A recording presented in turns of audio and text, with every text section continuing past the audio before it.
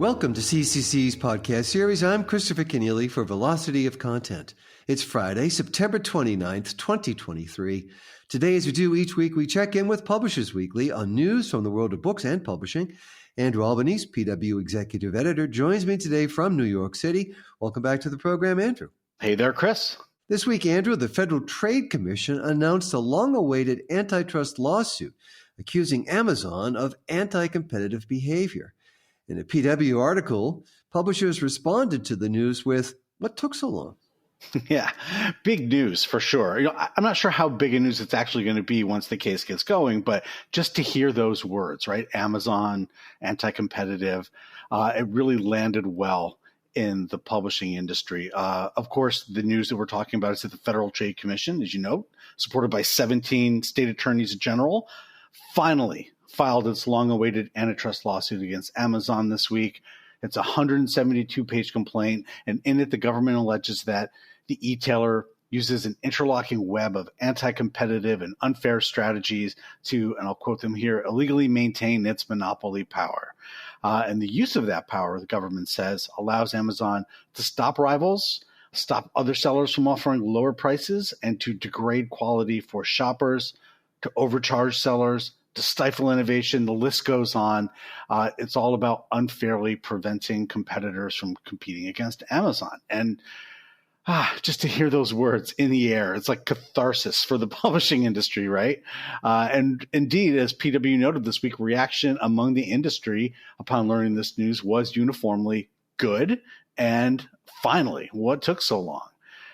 But we do have to come back to reality a little bit here, right? Because this is, reading the 172-page complaint, an ambitious case that could be difficult both, to prove in court and difficult politically fraught. Lawyers told me on background, especially because Amazon has this populist message of keeping prices low for consumers and pumping tax dollars into your communities where they hire, that this could be a kind of a fraught case. But none of that really here should make a hell of a difference, right, when it comes to actually the core claims here, which is the anti-competitive conduct. It's also worth noting that the suit doesn't mention books or ebooks, which, of course, were Amazon's first line of business. The suit does, however, highlight Amazon's hold over the companies who use its online marketplace to sell a range of products, which include books. As we've discussed, there's currently an open suit in New York accusing Amazon of anti-competitive contract terms to eliminate price competition in the ebook market. Our listeners will remember that suit was tossed, then it was refiled and came back. And recently the court sent a report through saying that Amazon should stand trial. The case can go forward on claims of monopoly in the ebook market. Now, that case was initially filed more than 2 years ago, and I remarked then that how that complaint had come closely on the heels of a congressional report that made it feel like the Amazon antitrust train was leaving the station and that these firms just wanted on. Well, the train has pulled out of the station now. Destination unknown, to torture a metaphor here, but we will now see if this ebook consumer case that's been, sort of hanging around for 2 years somehow manages to get folded into all this. You can read our piece about the Amazon filing online on the PW site. You can get all the specific reaction from publishers there. And there is a bit of skepticism about how the case will go. ABA CEO Allison Hill said the filing of the suit was good news for bookstores at the very least because, it's going to provide some transparency. It should at least hopefully provide some transparency into Amazon's business practices. ABA, along with the Authors Guild, of course, have been pushing for this kind of action for many, many years.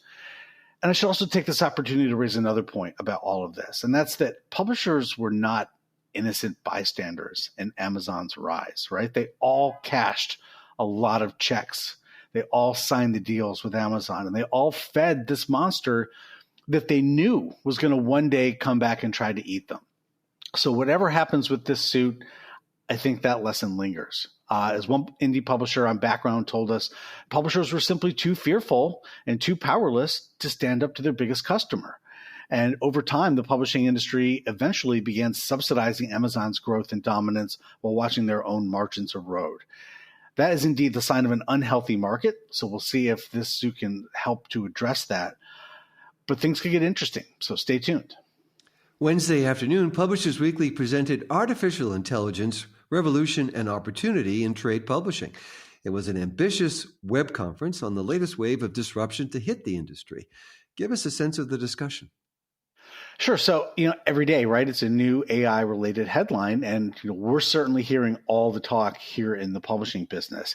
As you know, Chris, AI dominated the halls at the London Book Fair this year. Everybody was wondering where it was going to take the industry. So with this event, I think we at Publishers Weekly wanted to give the industry a platform to sort of come together and get it all out, right? To set a benchmark for where we are in this moment, because I can promise you a year from now, things are going to look very different. Probably even a couple of months from now, things are going to look very different. And a year after that, and a year after that, and so on. So, the event was ably hosted and moderated by Thad McIlroy, the digital publishing analyst and PW contributor, and my friend Peter Brantley, director of online strategy for the University of California Davis Library.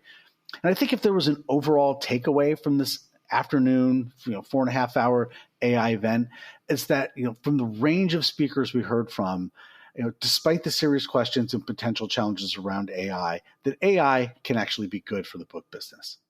Former Penguin Random House CEO Marcus Doley kicked off the webinar by calling AI another digital inflection point for publishers. He further sought to assure industry members that AI won't be the death of publishing.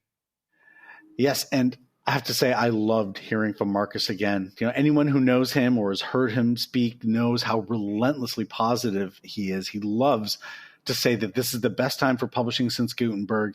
And he made that very point again yesterday. And look, I know some people have a little fun with him and clown on him a little for saying that line, but he believes it. And he can kind of back it up with some pretty good evidence. And, the point he is always making is that you can't stop progress, that technology is good. Tech is a tool. So approach it wisely, use it wisely, and the business will be fine, because this thing called the book, the idea of reading words on a page and sharing stories, that is Teflon, right? It's ageless. And he quoted Margaret Atwood. He noted that storytelling and reading, that's hardwired in us all. So as long as we're smart about what we do with technology, we're in good shape. Now, Doley's view was that AI offers huge opportunities, and the opportunities far outweigh the potential challenges and threats that come with AI. And he noted how book publishing has a history of significantly benefiting from technology, from digital tools, from machine learning, and generative AI will further transform, enhance, and optimize the reach of publishing, he said. Now, all that said, there are certainly some things that need to be looked at with caution, he noted, including the preservation of copyright protection, which he linked with author compensation and which Doley called the lifeblood of our industry. If we lose that, meaning copyright protection, he said, we lose everything.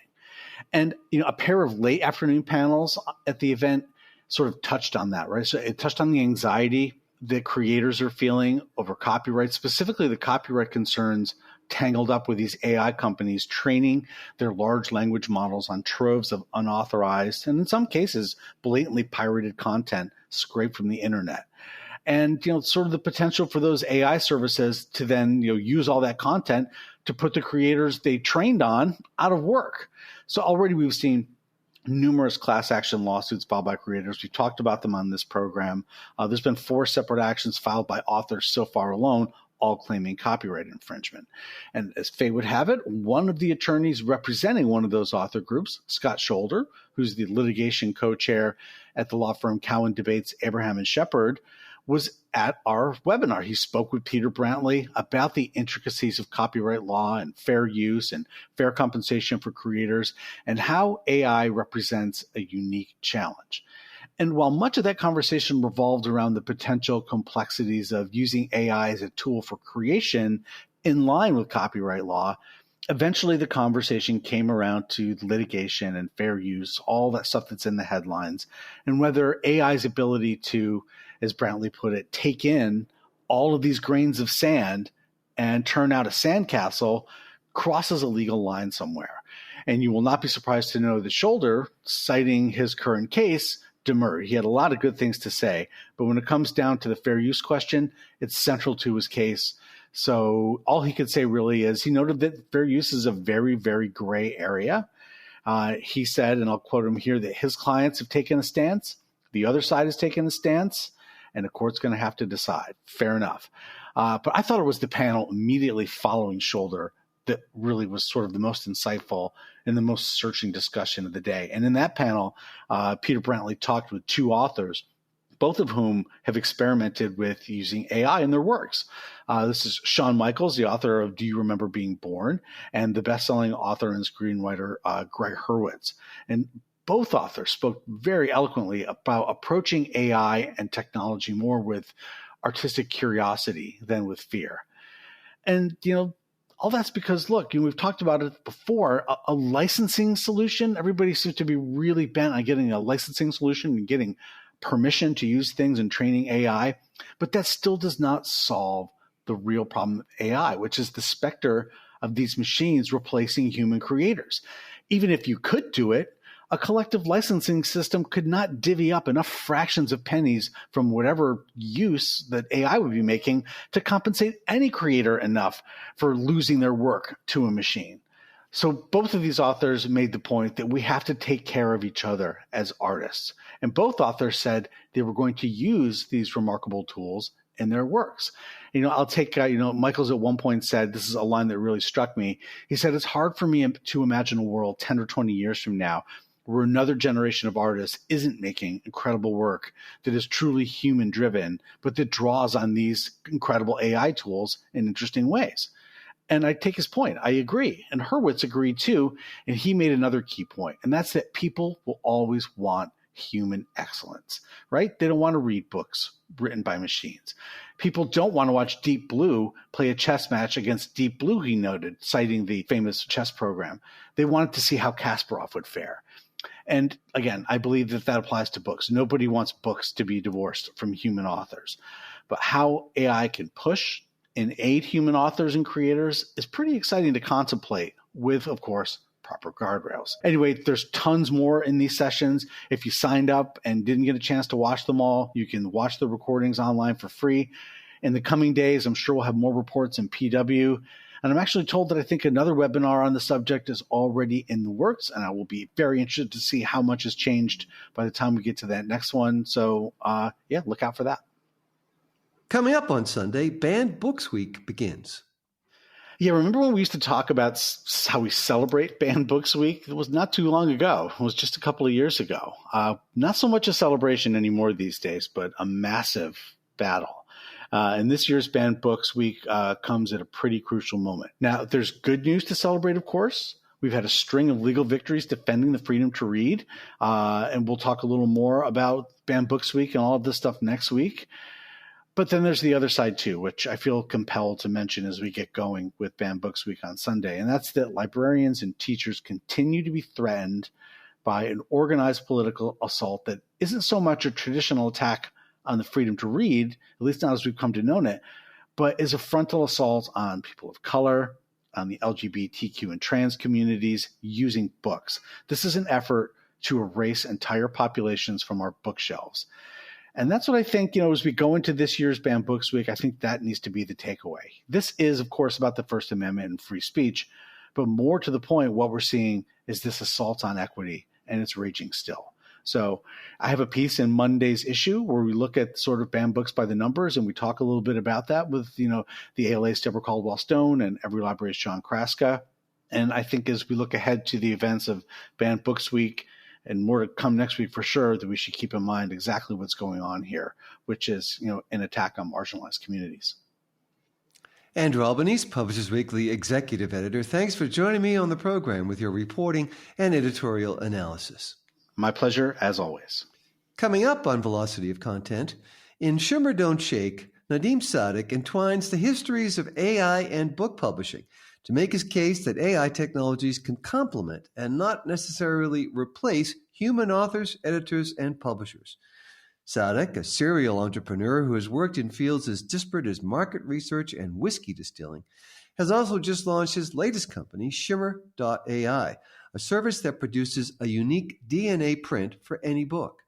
There's a huge investment in the exhibition of human creativity that just languishes in the dark too much. And I think it's just because it's been very hard to make it obvious to people that this stuff is available and that you can access it and enjoy it. So if there is a nobility to our purpose, it is the assistance of that creativity being available, coming to people's notice, and actually ultimately matching it with their psychological profiles and preferences. Nadeem Sadek's Digital Diplomacy, next on Velocity of Content. That's all for now. Our producer is Jeremy Brisky of Burris Marketing. You can subscribe to the program wherever you go for podcasts, and please do follow us on Twitter and on Facebook. You can also find Velocity of Content on YouTube as part of the CCC channel. I'm Christopher Kenneally. Thanks for listening.